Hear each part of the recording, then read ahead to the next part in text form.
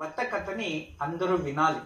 ఎందుకంటే పార్వతీ పరమేశ్వరులు ఈ వ్రత కథకే ఆద్యతని ఇచ్చారు.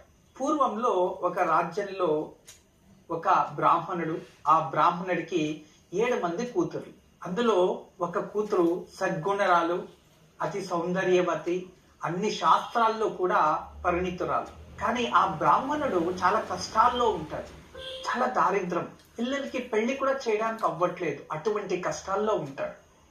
అదే సమయంలో ఆ రాజ్యంలో ఉన్న మహారాజు కొడుక్కి విషపూరితమైన జ్వరం వచ్చింటుంది. కానీ వాళ్ళ సంప్రదాయంలో ఏముండేదంటే, ఆ యువరాజు వివాహం కాకుండా చనిపోతే ఇక్కడే ప్రేతాత్మకంగా ఇక్కడే ఉండిపోతాడు, వివాహం చేసుకున్న తర్వాత ఆయన మరణిస్తే ఆయనకి మరొక జన్మ అనేది ప్రాప్తిస్తుంది, లేదు మోక్షం ప్రాప్తిస్తుంది అని వాళ్ళ ఆశ.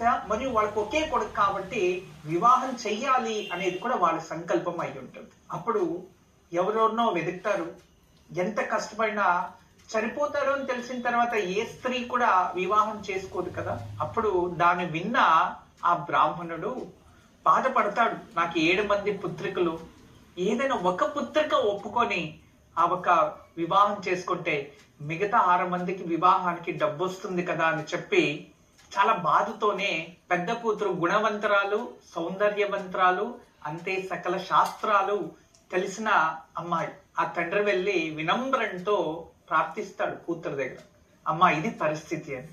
అప్పుడు ఆవిడ ఏ మాట అనలేదు, నాన్న మీరేం చెప్తే అదే కానీ అంటుంది. ఎందుకంటే అంత శివభక్తి, అంత విష్ణు భక్తి. ప్రతిరోజు ఉదయం విష్ణు ఆరాధన, సాయం సంధ్యాకాలంలో శివారాధన. ఇక తండ్రి ఏం చెప్తారో అది దైవం చెప్పినట్టే. కూతురుని తీసుకెళ్లి మహారాజు దగ్గర వెళ్తారు, ఓకే అని వివాహం కూడా ఏం శాస్త్రంలో ఉంటుందో అలా చేస్తారు. వివాహం అయిన మరుసటి రోజే అతను చనిపోతారు. ఆల్రెడీ విషపూరితమైన జ్వరం. ఆ చనిపోయిన శరీరాన్ని, ఆ పార్థివ శరీరం అంటాం, ఆ శరీరాన్ని తీసుకెళ్లి శ్మశానంలో పెడతారు. ఆ శ్మశానంలో పెట్టి ఇక దానికి అగ్ని కార్యం చేస్తే ఈవిడ చేయనివ్వలేదు. నేను నిన్నే వివాహం చేసుకున్నా, ఈ రోజు చనిపోయాడు నా భర్త, ఎందుకు నా భర్తని నన్ను నుంచి దూరం చేస్తున్నారు అని గొడవ చేసి తన భర్తని గట్టిగా పట్టుకునే ఉంటుంది, వదలదు. ఆ సమయంలో చాలా మంది బుద్ధి చెప్తారు, వినదు. తను రాత్రి అయిపోతుంది, సూర్యుడు అస్తమించిన తర్వాత మనం అగ్ని కార్యాలు చేయరాదు, రేపు చేసుకున్నాం, వీళ్ళని ఇక్కడే వదిలేసి వెళ్ళిపోదాం అని చెప్పి అందరూ వెళ్ళిపోయారు. ఆవిడ అక్కడే కూర్చొని స్వర్గస్థ అయిపోయిన భర్త తలని తన వడిలో పెట్టుకుంటూ అక్కడే మట్టిలో శివలింగం తయారు చేసి ఆ శివుని సాయంత్రం ఆరాధించి పూజించింది. రాత్రి ఎంత ఓం నమ శివాయ అంటూ ఆ భగవంతుని పూజించడం తప్ప మరొక ధ్యాస లేదు. అలా మధ్యరాత్రి వేళకి ఆ పూజకి మెచ్చుతూ సాక్షాత్ భగవంతుడు పార్వతీ సమేతంగా ప్రత్యక్షమైపోయారు.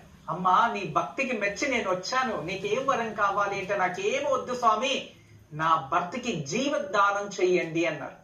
తథాస్తు అని భగవంతుడు జీవం ఇచ్చేశాడు.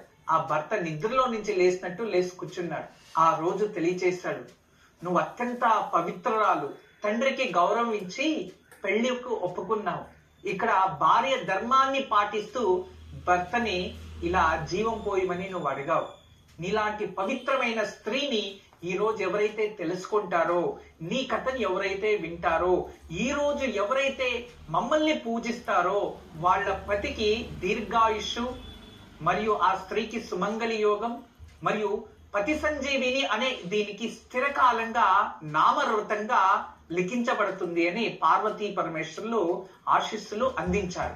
ఈ కథలో మనం బాగా తెలుసుకోండి ఏంటి అంటే, భర్త చనిపోయినా, భర్త ఉన్నా లేకపోయినా, ఇంట్లో అయినా వీధిలో అయినా ఎటువంటి సమయంలో అయినా భగవంతుణ్ణి పూజించడానికి ఎటువంటి ఆటంకాలు లేదు అని ఈ వ్రత కథలో ఉంది.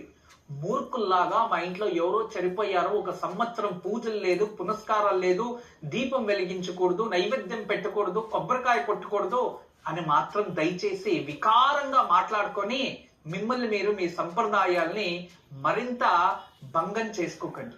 కానీ ఇటువంటి వ్రత కథల్ని వింటే అప్పుడు మన సంప్రదాయం ఎటువంటిది, భగవంతుని పూజకి కాలము సమయం ఇటువంటిది ఏం లేదు, ఎప్పుడైనా ఎవరైనా భక్తితో పూజించవచ్చు అనేది మన సంప్రదాయాల్లో తెలియచేస్తున్న కాలాయ తస్మై నమః అంటూ కాలానికి తగినట్టుగా మనము ముందరికి వెళ్తూ ఉండాలి అనేదే ఈ వ్రత కథలో ఉన్న విశేషమైన అంతరార్థం. గురూజీ రేపు ఎటువంటి